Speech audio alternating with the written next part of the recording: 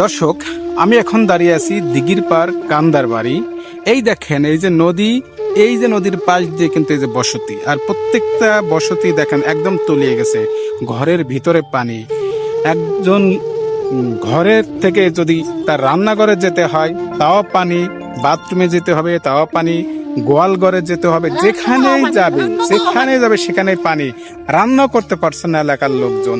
আমরা তাদের সঙ্গে কথা বলবো। এখানে আমরা ঘুরে ঘুরে দেখাই চতুর্পাশ দিয়ে পানি। এই যে নদী, এই বন্যার সময় নদীর থেকে প্রচুর পরিমাণ পানি বসত বাড়ির ভিতরে ঢুকতেছে, সেটা আপনাদেরকে দেখাই। প্রচুর পানি।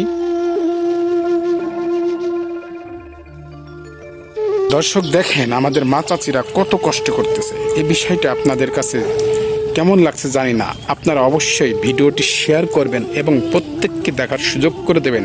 এবং যদি কেউ যদি মানবতার দিক বিবেচনা করে যদি কেউ এদিকে এগিয়ে আসতে চান, তাহলে তাদের সঙ্গে আমরা কথা বলবো। এরকম কোনো পরিস্থিতি নাই যে। দর্শক দেখেন কি স্রোত, এত স্রোতে এত জোরসে এখানে পানি ঢুকতেছে।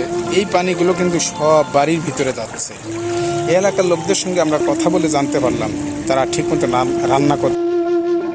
তাকে কি অবস্থা নদীর বলেন তো? খুবই বাবা অসুবিধা।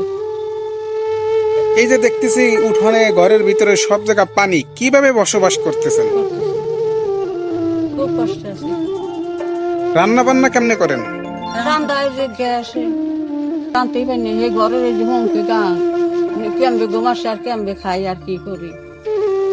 এই যে নদীর পাশে, এত নদীর কাছে আপনারা বসবাস করেন, কখন যেন নদীতে ভেঙ্গে ঘরটা নিয়ে চলে যায়, এই আতঙ্কে রাত্রে ঘুমাইতে পারেন? ঘুমাইতে পারি না। একটু বলেন। এই রাত্রে ঘুমাইতে পারি না এই নদীর বাড়িতে।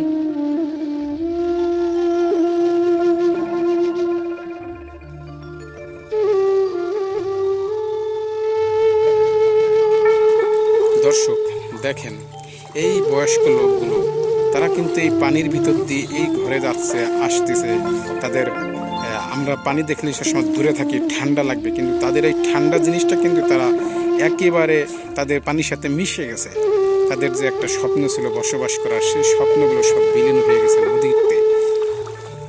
দর্শক, আপনারা যারা আমাদের সাথে আছেন, এই সমস্ত অসহায় ব্যক্তিদের পাশে যদি দাঁড়াইতে চান, তাহলে অবশ্যই এই দিঘির পার, কি গ্রাম যেন, কান্দার বাড়ি, এই অঞ্চলে চলে আসবেন। এই অঞ্চলে অনেক অসহায় মানুষ রয়েছে, তারা এখানে বসবাস করতেছেন। একেবারে নিম্ন শ্রেণীর লোকজন রয়েছে, খুব কষ্টে আছে।